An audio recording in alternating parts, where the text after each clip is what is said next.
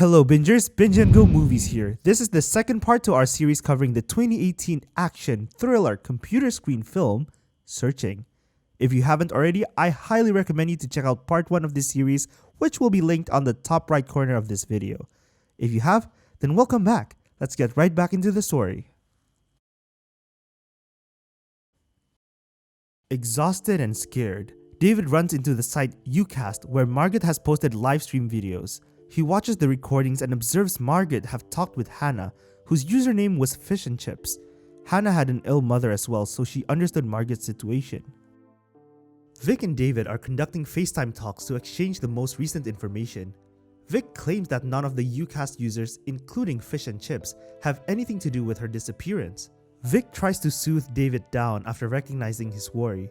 "You don't always know your kid, and it's never your fault," Vic said. After calming down, David decides to get some sleep after the meeting ends and turns off the laptop. However, he stopped midway after noticing one of Margaret's videos matches a photo she posted on her Tumblr account. It's Lake Barbosa, a favorite hangout spot for Margaret. He gets directions from the location where Margaret was last seen and rushes out. On her way out, he leaves Vic a voicemail informing her that Margaret has been visiting the location for the past 5 months. When David arrives at the lake, he calls Vic. He snaps at Vic when he discovers her Pokeball keychain. In desperation, he shouts, "You told me she ran away, Vic!" Was Margaret no longer alive? The next morning, the cops arrived at the crime scene and discovered her vehicle, which had sunk in the lake along with a little amount of blood and an envelope containing $2,500. However, because Margaret is not inside, the case is now classified as an abduction. As news of Margaret's missing spreads, a rescue team is formed to look for her in the woods. Some people express their sympathy and hope for Margaret's return, while others criticize the situation and accuse David of being involved in her disappearance. Some of Margaret's friends, who claim to be distant from her, are also competing to express their concern. It looks like they're taking advantage of the situation to get popular on social media. Derek jokes that Margaret is with him and tells everyone to stop worrying about her on the internet. After discovering that Derek is in a nearby movie theater, David confronts him about his daughter's disappearance. David lost his temper and punched Derek, breaking his jaw. Derek's friend covertly captures the scene on his phone and posts it online, making David popular. Because of his actions, Vic instructs David to distance himself from the case. David receives an email from Memorial One, a live streaming funeral service. David responds angrily to that email. "She's not dead." He next goes over the images of the location where Margaret's car was discovered. He notices a hockey hoodie that belongs to Peter in the front seat of the car. David reads Margaret's messages between her and Peter, which indicate that they have been up to something that would get Peter in trouble. Is it possible that they're having an inappropriate relationship behind David's back? David buys some security cameras and installs them throughout Peter's house.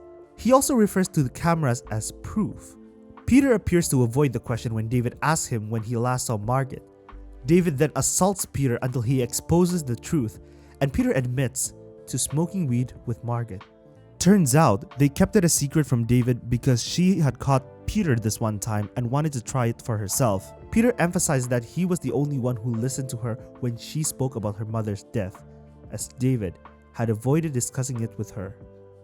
Vic then calls David, but he misses the call and just hears her voicemail.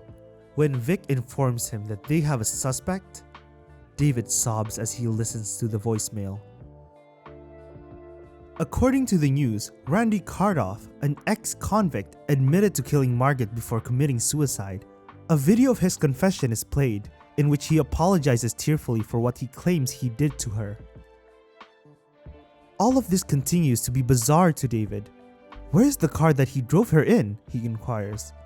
Vic answers softly, "I wish I had an answer." David hangs up when Vic urges him to contact her whenever he needs her. He gets another email from Memorial One, this time asking for videos and photos of Margaret to share for her upcoming memorial. He finds a photo on the service's homepage that looks familiar after selecting all of the files he wants to publish. It's Hannah, also known as Fish and Chips. When he looks up her photo on Google, he notices that the girl in the photo is a catalog model. David dials Hannah's company and speaks with her. but Hannah has no idea who Margaret is or what UCAST is. David tries to call Vic for more information because something doesn't add up to him. Instead, he speaks with a police station employee who informs him that Vic is not there and accidentally slipped the fact that Vic volunteered for the case rather than being assigned as he had been led to believe. David digs a little deeper and comes upon a photo of Vic with construction workers, one of whom is Randy, the ex-convict. With all of this evidence, David leads a group of police to Margaret's memorial, where Vic is arrested. We see Vic being interrogated after her arrest. She admits that all she did was due to a mistake made by her son, Robert. Robert had been in love with Margaret for years, and he had been communicating with her as Fish and Chips for months, using other people's pictures and creating a story. Margaret had taken out the $2,500 to help with his sick mother's hospital fees. Robert felt bad about it and wanted to return the money in person. Robert was concerned that she would react differently in public. He startled Margaret when he discovered her smoking weed near the lake, and she fled. Robert chased her down and she struck him in self-defense, prompting him to push her into the ravine. Vic was worried when Robert called, and she told him to not do anything. She made everything up to throw David off, including faking Margaret's ID, making it appear as if her body had vanished, and even setting Randy up to make a false confession and then murdering him. Following this confession, Robert is also brought into custody. Vic goes on to say that there's a chance Margaret survived because she went missing 2 days after a storm, so she wouldn't have been completely dehydrated. A rescue team descends into the ravine where Margaret fell.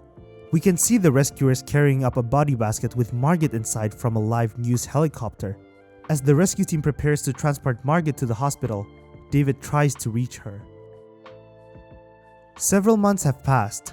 A message exchange is shown, followed by a photograph of David with Margaret in a wheelchair at the hospital, confirming that she is alive. She is waiting for the update if she was accepted into the music conservatory to which she had applied. David sends her a message saying that he is proud of her and that her mother would be as well. The film ends with Margaret turning off her laptop after her wallpaper has been changed to David's and her picture. This movie does change your perspective about internet security. On one hand, you shouldn't let anyone know your internet details because it could increase the risk of online defamation. On the other hand, what if something like this happens to you? Let us know in the comments down below.